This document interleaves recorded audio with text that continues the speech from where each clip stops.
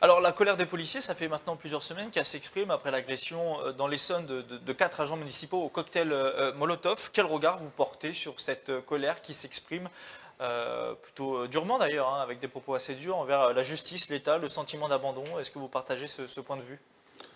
Oui, oui, et je constate d'abord qu'il faut quand même, pour qu'une corporation comme les policiers, qu'ils soient les policiers, puisse quitter son droit de réserve auquel elle est tenue, il faut quand même des éléments très graves.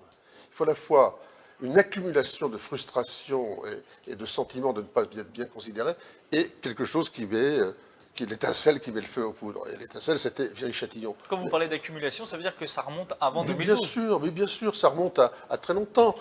C'est à la fois du manque de matériel, etc. À toutes les époques, quand il y a eu des plans d'équipement de matériel, ils ont toujours été en retard sur le besoin, donc on ne fait que rattraper. Et puis, c'est les locaux. J'ai vu combien de temps il a fallu pour qu'il y ait un commissariat de police flambant neuf au Mureaux. Il a fallu que mon prédécesseur Henri Cuc s'en occupe, que le maire des Mureaux s'en occupe, pour qu'enfin, il y a un an, non, cette année, il a été inauguré peu avant l'assassinat du commissaire des Mureaux. Donc, oui, il y a toujours un retard. Mais cette accumulation de retard, cette corporation est fantastique. Elle est prête à travailler dans des locaux qui n'étaient pas bons, à être avec des bagnoles qui ne sont pas capables de rattraper un voleur qui, lui, est en moto. Ça, c'était encore acceptable par les policiers. Mais ce qui ne l'est plus, c'est qu'on les mette en danger délibérément. C'est-à-dire qu'on soit dans la tentative d'homicide volontaire, comme on l'a vu à Viry-Châtillon. C'est-à-dire qu'aujourd'hui, la justice ne protège plus assez Qu'on ne les protège plus et les que fonctionnaires. lorsque, par l'efficacité de leur travail, ils arrêtent des délinquants, ils les voient ressortir pour recommencer les mêmes choses et qu'ils ont donc l'impression que leur mission, pour laquelle ils donnent tout un savoir-faire, une énergie, le résultat n'est pas au bout, non pas de leur faute, mais par simplement l'organisation du système pénal et judiciaire. Alors le gouvernement a annoncé plusieurs mesures cette semaine et notamment le déblocage d'une enveloppe de 250 millions d'euros. Le gouvernement dit aussi qu'il va réouvrir les discussions autour de la légitime défense. Vous saluez ces Mais décisions, je salue les 250 millions.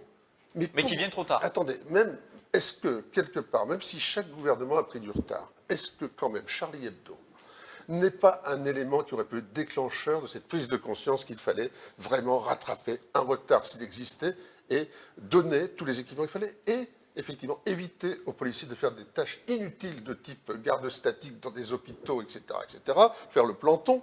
Est-ce qu'on ne pouvait pas prendre conscience de ça plus tôt? Aujourd'hui, 250 millions, c'est encore un cadeau. Est-ce que c'est Noël encore? Ou est-ce que ça sera tenu? Parce qu'il n'y a plus que 6 mois. Je crois qu'il faut effectivement que ça soit tenu.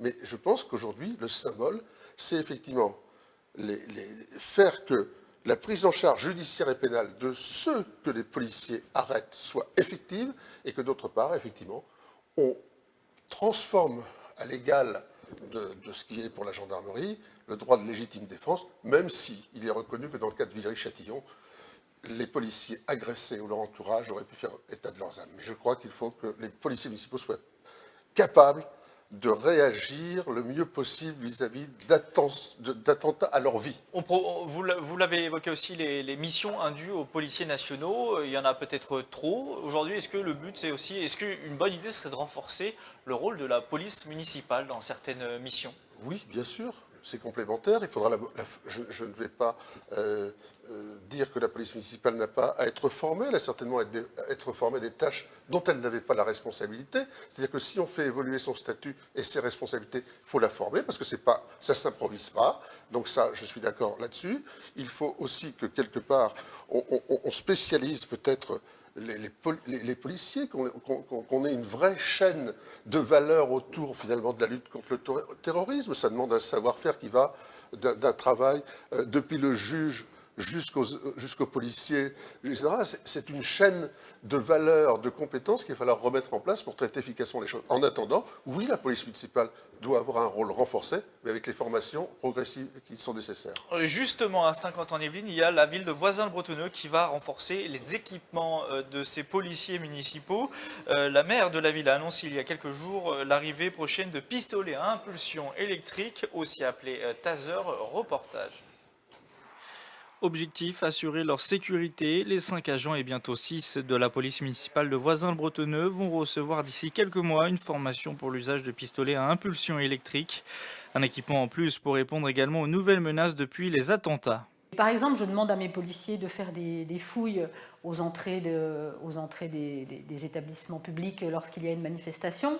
Aujourd'hui, quelque part, ils sont assez démunis s'ils devaient être attaqués dans ce contexte-là, par exemple. Comme ils portent l'uniforme, c'est vrai que ce sont des cibles potentielles. Dans l'opposition municipale, les avis divergent quant à l'armement des agents. Si à gauche, Jean H estime que la démarche va trop loin, à droite, en revanche, les tasers sont jugés insuffisants.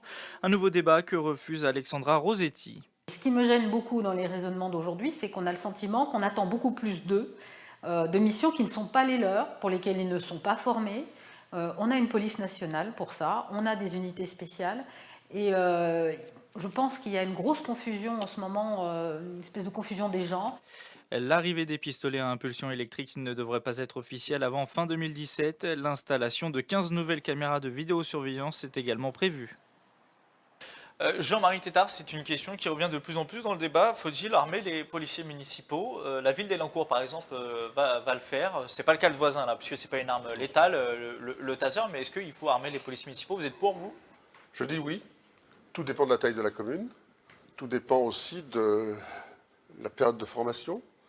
Tout dépend de l'effectif de police. Je crois que, donc il ne faut pas dire oui dans n'importe quel contexte. Non, il faut que ce soit une adhésion entre les services politiques de la mairie et les services de police. Il faut qu'on prenne le temps, il faut qu'on définisse toutes les conditions. Je crois que ça ne s'improvise pas.